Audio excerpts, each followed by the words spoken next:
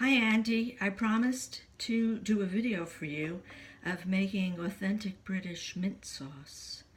And so I went out and got myself I freshly picked a handful of mint.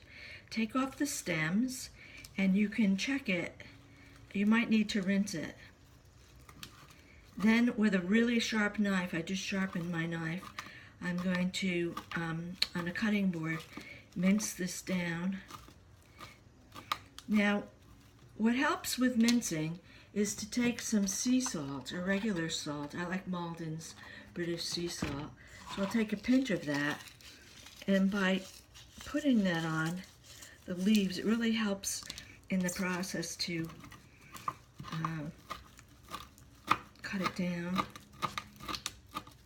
Now, my mom used to have a wonderful tool, which I never did take, and she used to make me mince up the parsley for her parsley butter sauce that she used on so many of her recipes.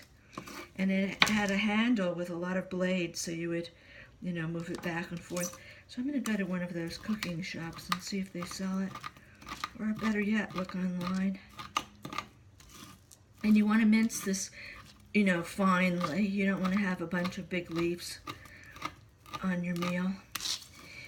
Even better yet, if I had a small, like a very small cupped, not a Cuisinart, but one of those small mincers that you can buy, the little tabletop ones, that would be really perfect for this. Then you'd throw in the leaves and you'd really sort of grind them down. But by using the salt, it really helps in the mincing process. So mince it down, and you can start to see as it becomes,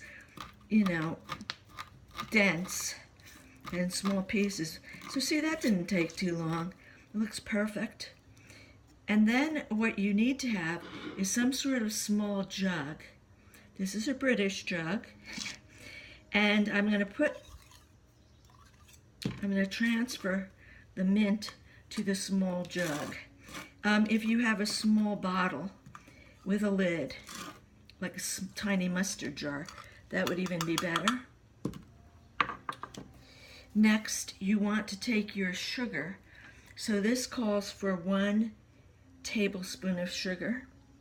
And I'm pouring the tablespoon of sugar right on top of the leaves.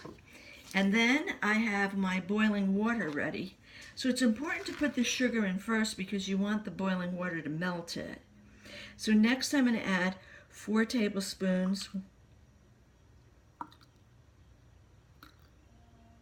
of boiling water. And that's going to melt the sugar and begin to express the lovely taste of the mint. And then finally, although some recipes tell you to put in white vinegar, not British recipes, but I've seen other recipes, you really want to use malt vinegar. So it comes in, a lot of different companies make it, but you want to find the malt vinegar. And again, 4 tablespoons.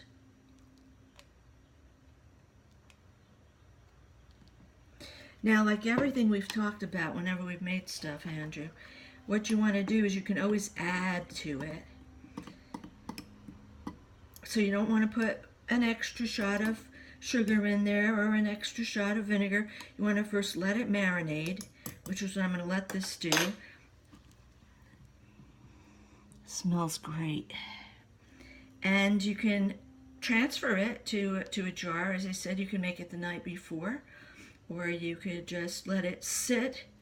You could put it in the fridge before dinner, and then it should be ready for you. So let me know how yours turns out. But look how beautiful it is. And you can tell it's nice and dense. I'm gonna go get myself some lamb chops, Andrew. Bye.